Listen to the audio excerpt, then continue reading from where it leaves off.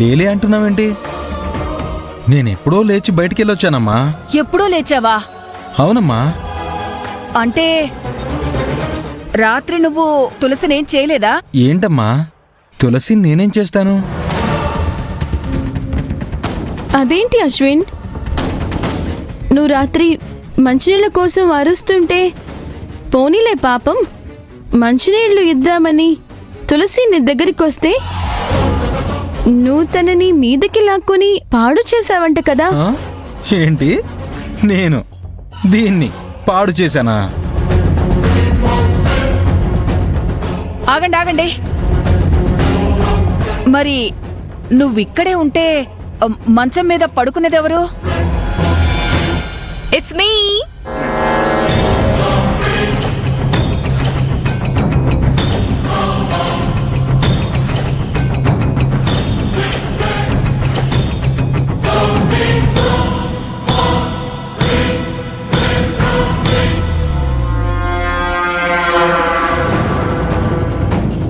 రాత్రి నేను ఇక్కడే పడుకున్నాను.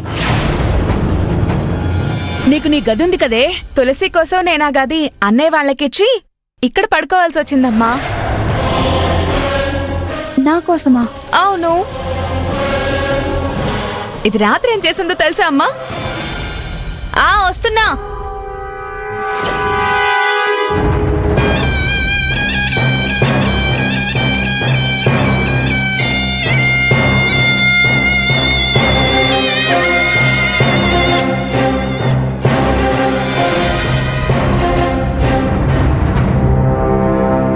అది అలా అన్నయ్యకి దగ్గరయ్యి అన్నయ్యే తనని పాడు చేశాడని బిల్డప్పులిచ్చింది ఈ కిలాడి.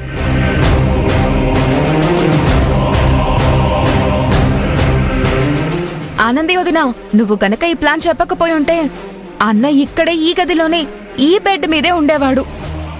ఇది చెప్పింది వీళ్ళు నమ్మేవాళ్ళు. తులసి, ప్రసన్న చెప్తుందంతా నిజమా? అబద్ధం అత్తయ్య. ఏయ్, నాటకాలు ఆడకు. రాత్రి నువ్వు అన్నయ్యని బెడ్ మీద పడుకోబెట్టి తర్వాత అద్దం ముందు నిల్చుని సింగారించుకొని తర్వాత లైట్ ఆఫ్ చేసావు చూడు. ఆ తర్వాత అన్నయ్య గదిలో నుంచి బయటికి వెళ్ళాడు, నేను లోపలికొచ్చాను. అంతవరకు చెప్తే చాలా. ఆ తర్వాత నువ్వు పచ్చి పచ్చిగా మాట్లాడిన మాటలు కూడా చెప్పనా? తులసి, ఏంటా ఇది? ఛీ, నీకసలు బుద్ధుందా? అశ్విన్ ఏంటా నిన్ను పాడు చేయడం ఏంటా అనుకున్నాను.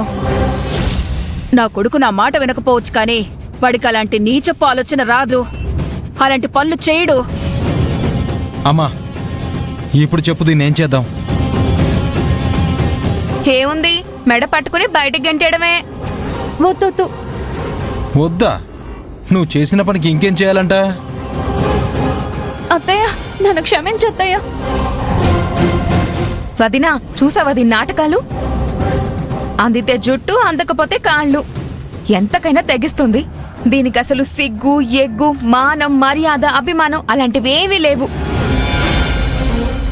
ప్రసన్న, ఒళ్ళు దగ్గర పెట్టుకుని మాట్లాడు. మాట్లాడడం కాదత్తయ్య, తులసిని తీసుకుని ఇక్కడి నుంచి వెంటనే వెళ్ళిపో.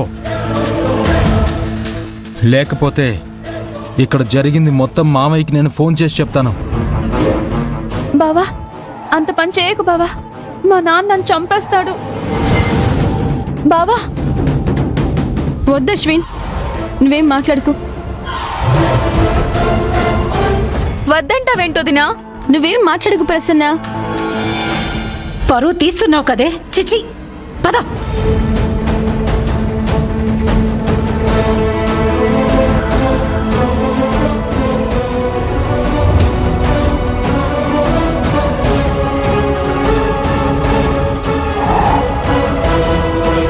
రేయ్, దీంతో జాగ్రత్తరా అన్నయ్య.